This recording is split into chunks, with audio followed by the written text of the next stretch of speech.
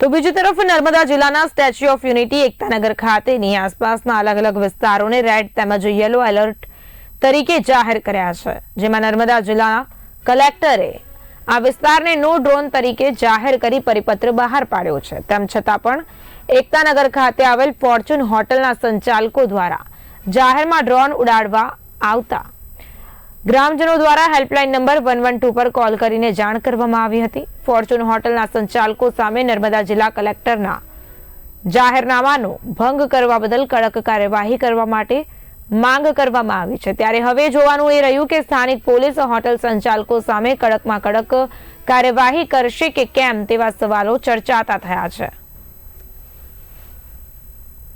અને ડ્રોન એ અમારા રેસિડેન્સ એરિયામાં ફરતો હતો, એટલે પછી મેં આ બાબતની જાણ કેવડિયા પોલીસ સ્ટેશનમાં જાણ કરી અને ત્યારબાદ કેવડિયા પોલીસ સ્ટેશનમાં જાણ કરવા એક જાહેરનામું પણ બહાર પાડેલું છે। આ જે છે નો ફ્લાય ઝોન છે, એટલે કે આવા ડ્રોન અથવા તો એવા કોઈ પણ ઓબ્જેક્ટ જે છે એ અહીંયા હવામાં ફરવા એ ગેરકાનૂની છે। એ કલેક્ટર શ્રી નર્મદાનું જાહેરનામું બહાર પાડેલું છે।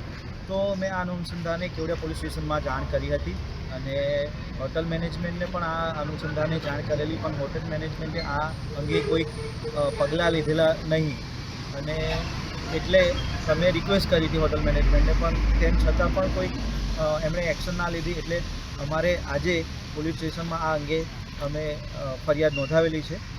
એટલે અમે એ જ આજે ફરિયાદ નોંધાવી છે કે ભાઈ આ નો ફ્લાય ઝોન છે અને અમારા જે રાઇટ ટુ પ્રાઇવસી છે એનું પણ વાયોલેશન છે। અમારા કન્સન્ટ વગર કેમ કોઈક અમારા વિસ્તારનું આ રીતે વિડીયોગ્રાફી કરે, એટલે આ અંગે અમે પોલીસ સ્ટેશનમાં આજે ફરિયાદ કઈ હોટલ